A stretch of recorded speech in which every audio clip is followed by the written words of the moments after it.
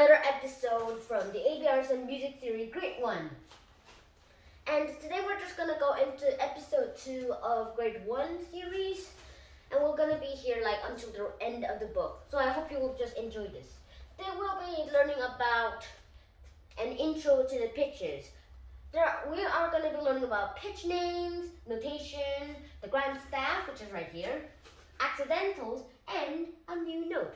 Wonder what it could be. Let's start with pitch names, shall we? And if you are looking for the answers from the previous video at the music quiz, I'll put the picture right now. Okay, put it back down. Now, let's get on with pitch names. Now, pitch names and music, pitch is done and said and has names that is the first 7 letters of the musical alphabet. Sorry, I mean English alphabet.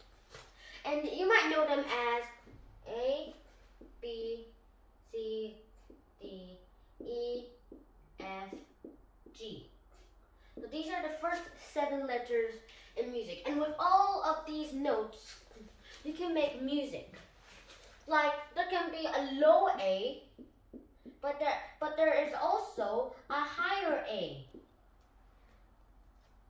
Well, it just happens, and sometimes whenever you listen to music, sometimes two notes sound a bit similar to me, but they are in different pitches, like high or low. We'll get into that later.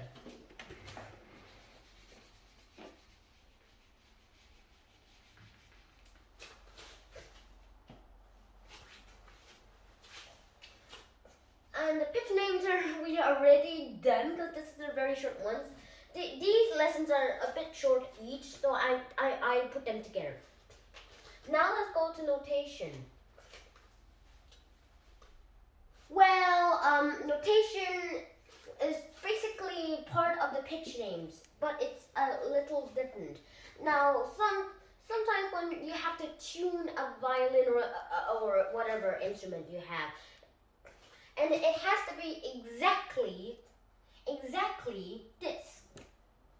It exactly has to be fixed. Now, pitches and music has to be fixed. It can't go around like a C is actually a D in the C major, or a E is a G in the C major. Well, it's a bit complicated, so we'll explain it in the next episode probably. Okay. Now, as I said earlier, pitch is fixed, so this A cannot move anywhere. However, there is a same kind of A, but it's right here. It starts right after the G. So if you can just write in a few keyboards with all of these 7 letters, let's do it.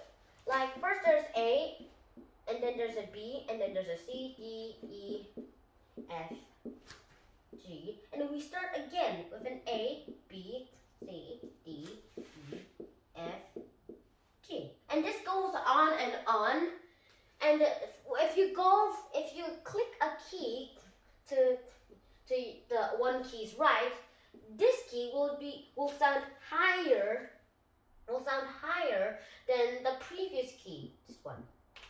And if you go to the left, which in this case is F, this note sound will be a bit lower than the previous note. Okay, and this, as I said earlier, this just goes on continuous on both ends. So but how about we just have to limit things because we can't play an endless piano chord and it's impossible to build. Let's move on, shall we? Basically, we're done with the notation, and now let's talk with the grand staff. Now, the grand staff is basically this. But first, let's separate them with all of these 5 lines. There are 10 lines each in the grand staff. However, we're going to be focusing on this weird thing's graph right here, and then we'll move on to this weird thing. So what is this weird thing anyways? Well, that is called the triple clef.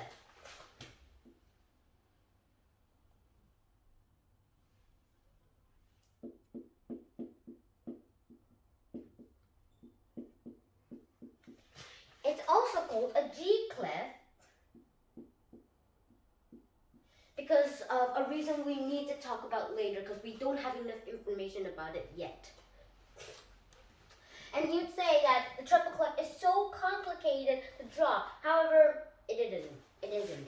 First, you just have to draw a loop. And then you just draw another loop, only this time going a bit larger and going around the previous loop we made. And we just curve up a bit, go down like a falling thing, curve up. And then we could do this dot thing, but I'd rather not because it's a bit too, because it takes a lot of time. And this is a treble clef right here. Done. Okay, now let's talk about notation on the treble clef's staff. Basically, the staff is 5 lines.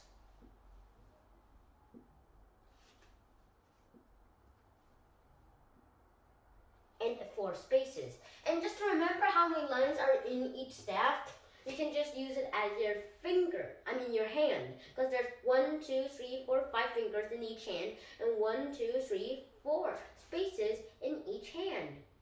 So you can just use that in your test. Okay.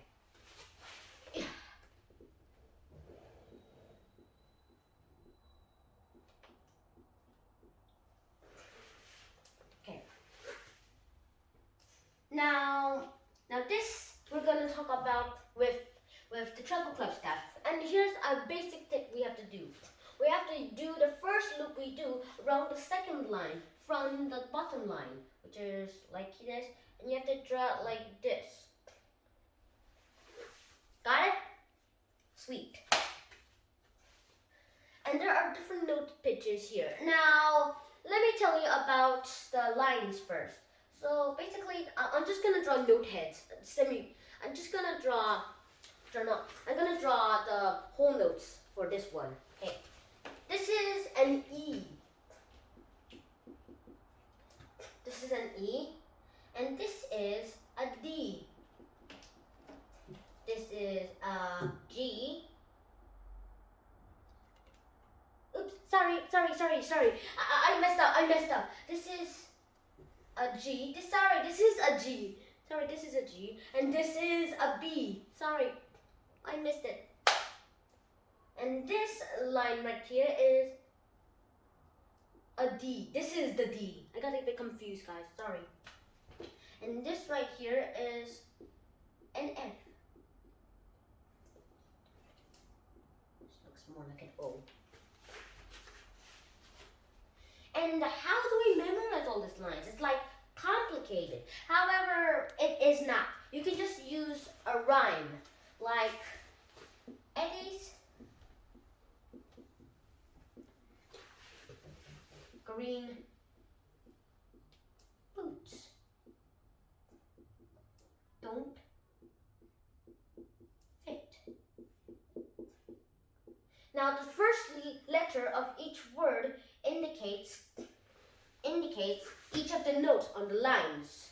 So like if Eddie's green boots don't fit really existed, it'd be like this.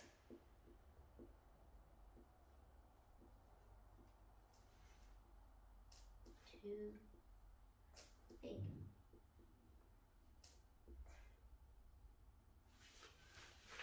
Okay, next on to the spaces. Now the spaces, well, are pretty easy because they just spell the word face. Face, see? The treble clef staff is pretty simple to well memorize because there's some words. And now let's go on to the bass clef, which is also known as the F clef.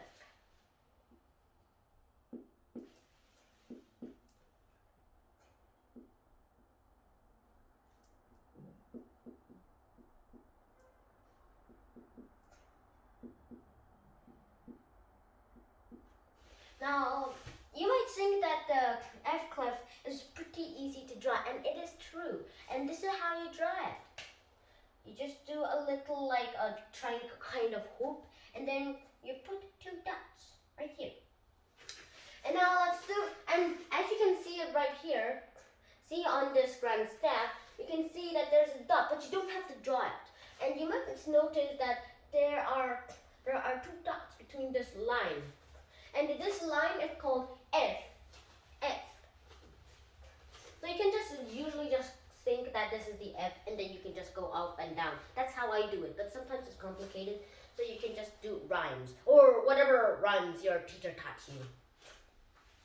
Basically, I just do it like this. I basically just think of this line as F, and then I count down and up, and then I count down and up from the F line. And you have and most people usually tune the lower half of the piano sounds with the F tune when they are getting up with bass clefs and stuff.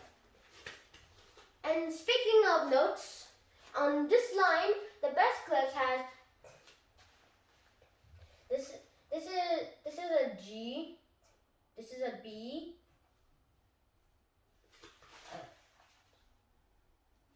this is a D, and then finally this is another G. This is another G.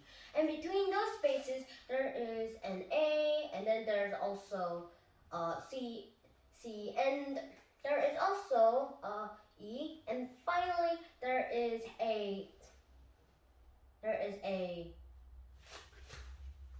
just a minute, please. Sorry, I messed up again. The G that I wrote on the top is supposed to be an A, and between them is the G. I messed up twice. You can just use rhymes on this one. I don't really have any good ones, so I'm not going to mention them, but I just really want you to make up your own rhymes. I'm going to erase this for now.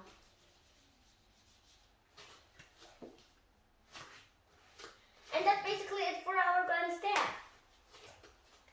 Next one, accidentals. Now, accidentals kind of sounds like accidents, but however, they aren't accidents.